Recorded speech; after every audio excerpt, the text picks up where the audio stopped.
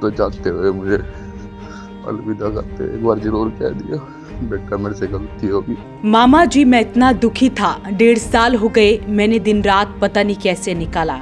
मैं तो आपकी मेहनत की कद्र करता था, लेकिन आपने मुझे बेईमान कहा। आपके लिए मैं अपनी जान दे रहा हूँ। अब जाते हुए मुझे अलविदा जरूर कह देना, और ये भी कह देना कि बेटा मुझसे गलती हो गई। मामा जी मैं इतना दुखी था, 1.5 साल हो गए, मैंने पैर जो दिन रात पता नहीं कैसे निकाला। आप समझ रहे थे ये नाटक सुधारता है।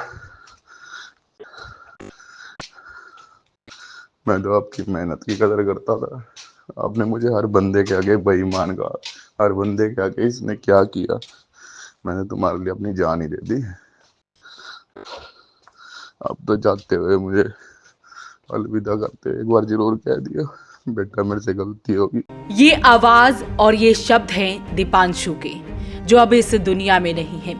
आपको बता दें कि अपने ही मामा से पैसों के लेन देन के विवाद के चलते खेल बाजार के रहने वाले डेयरी संचालक दीपांशु छाबड़ा ने कुछ दिन पहले जहरीला पदार्थ खाकर अपनी जान दे दी थी। मामा उसके पैसे नहीं लौटा रहे थे, जिसकी वजह से वो काफी तंग हो चुका था और आखिर में उसने सुसाइड कर लिया। लेकिन सुसाइड करने से पहले एक के बाद एक कई ऑडियो और चैटिंग भी सामने आ रही है। एक और चैटिंग सामने आई है और एक ऑडियो रिकॉर्डिंग भी सामने आई है, जिसमें वो अपने मामा से बात कर रहा है।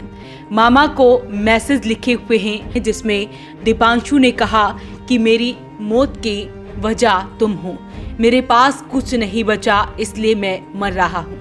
अब तो तुम्हें विश्वास हो जाएगा कि मैंने कोई पैसे नहीं छुपा रखे। जब मेरे पास है ही नहीं तो मैं कहां से भरूं 3 लाख। और आखिर में उसने एक वॉइस नोट भी भेजा है, जिसमें वो ये शब्द कह रहा है कि मैं काफी ज्यादा तंग आ चुका हूँ और मुझे अलविदा कह देना मामा, और ये भी कह देना कि बेटा मुझसे गलती हो गई। बता दें कि मृतक की पत्नी कोमल ने शिकायत में कहा कि पति दीपांशु ने जाटल रोड पर छाबड़ा के नाम से डेयरी खोल रखी थी। पति का मामा संजीव और अनिल के अलावा संजीव के बेटे हर्षित के साथ 70 लाख रुपए का लेन देन था, जिसमें 15 लाख रुपए के चेक भी हैं, जिनमें से 3 लाख रुपए पति ने किसी से लेकर दिए थे। वो 3 लाख रुपए मांगने के लिए गया तो संजीव ने मना कर दिया। आरोपियों ने कई लड़कों को बुलाया और उसे धमकाया भी। इसी से तंग आकर पति ने जहरीला पदार्थ निकलकर आत्महत्या कर ली। आरोपियों ने उसके ससुर नरेंद्र छाबड़ा तक को भी धमकी दी। वहीं थाना किला पुलिस इस पूरे मामले की जांच कर रही है। तो वहीं मृतक दीपांशु के पिता ने भी इस पूरे मामले की उस दिन जानकारी दी थी। पहले उन्होंने पावर स्टोर, जनरल स्टोर, कई दुकानें खोली हुई थी जी। पहले भी इन्होंने मेरे से खूब पैसे ले रखे थे। पहले इनके नीचे दबा हुआ था मैं, तो इन्होंने मेरे को रार्स करके कहा भाई ये दुकान ले ले भाई, हमारा तो लेना देना निपटता नहीं है। तो हमारे को मजबूरन इसकी दुकान लेनी पड़ी। तो हमने इसको, इसने हमारे को बता दिए 5-10 लाख के कर्जे, हमने इसके 70 लाख के कर्जे उतार दिए, फिर भी इसके कर्जे उतरे नहीं है। फिर भी हमें हरासमेंट कर रहा है, ये कर दो जी, ये कर दो, हमारा ये कर दो, हमारा ये कर दो। लेकिन हमारे पास बाबू जी कुछ नहीं था देने के लिए। अब लास्ट में हम बिल्कुल खुद ही। नाम क्या था इनका जो जनरल स्टोर चला रहे हैं? एक संजीव था, एक अनिल था, दोनों भाई थे जी। तो एक इनका लड़का था हर्षित, जिन्होंने ये घपला करा हुआ था, बहुत मोटा घपला करा हुआ था। हमारा 5-4 दिन पहले रोला हुआ था, हमने उससे पैसे लेने थे, किसी से दवाए हुए थे 3 लाख रुपए। हम इसके पास में मांगने गया था, तो इसकी लड़की और इसके जो सारे बैठे थे उन्होंने मेरे को धमका दिया वहां।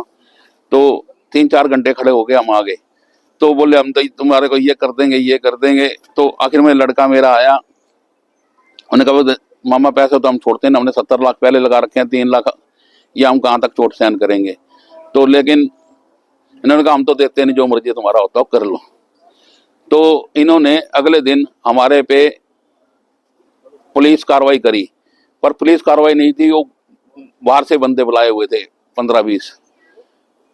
उनका मैंने नंबर पुलिस में दे दिया है, जो इन्होंने मेरे पास फोन आया था, लड़के के पास फोन आया, वो लड़के के पास ही नंबर होगा, मेरे पास नहीं है। उस मतलब बहुत परेशान कर रहे थे लड़के को, मजबूरन कर दिया कि उसको मरने के लिए इन्होंने। तो इस मामले में पुलिस जांच कर रही है। नया वॉइस नोट सामने आया है और मामा के साथ चैटिंग भी सामने आई है, जिसमें दीपांशु ने आत्महत्या करने से पहले उन्हें कुछ मैसेज भेजे थे और एक वॉइस नोट भी भेजा था, जिसमें वो रोते हुए कह रहा है कि मामा आपने मेरे साथ गलत किया। तो ऐसे में इस सारे मामले की पुलिस जांच कर रही है। अपील रहेगी इस वीडियो को आप शेयर जरूर करें। वॉइस ऑफ पानीपत के लिए ब्यूरो रिपोर्ट।